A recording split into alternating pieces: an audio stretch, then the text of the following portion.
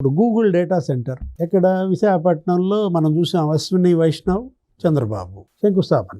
అసలు ఇవాళ మీరు చెప్పిన ఎస్ఐపిబి భేటీలో రిలయన్స్ డేటా సెంటర్ 1,00,000 కోట్లతో దానికి ఆమోదం చెప్పారు. మరి వచ్చే నెలలో ఆ శంకుస్థాపన రిలయన్స్ డేటా సెంటర్ విశాఖపట్నంలోనే.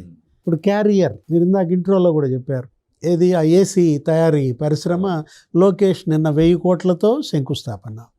అంటే అటు డేటా సెంటర్లు మనకు మామూలుగా ఎయిర్ కండిషనర్స్ అంటే టన్ను 1.5 టన్ను 2 టన్స్ 3 టన్స్ మనకు తెలుసు. నిన్న క్యారియర్ శంకుస్థాపన ఆ కంపెనీలో 1000 టన్నుల నుంచి 5,000 టన్నుల వరకు ఏసీ తయారు చేస్తారండి. అక్కడ ఇప్పుడు కూలింగ్ 5,000 సిస్టమ్స్, టన్నులు కూలింగ్ సిస్టమ్స్. అది ఏసీలు అంటే ఇక్కడ కూలింగ్ సిస్టమ్స్. ఇప్పుడు వస్తున్నటువంటి డేటా సెంటర్లు వాటికి అవసరం, ఏది ఏసీలు అవసరం, కూలింగ్ సిస్టమ్ అవసరం. కాబట్టి ఆ శంకుస్థాపనలు ఇది డేటా సెంటర్లకి అనుబంధ పరిశ్రమలుగా చూడాలి వీటిని.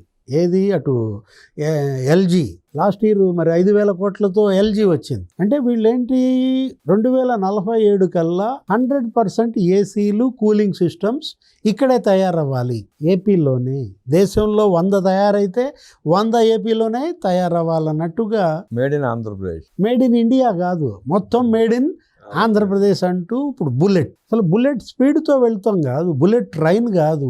ఇప్పుడు అసలు నిజంగానే బుల్లెట్ల తయారీ పరిశ్రమ వచ్చింది, రాష్ట్రంగా వచ్చేసింది.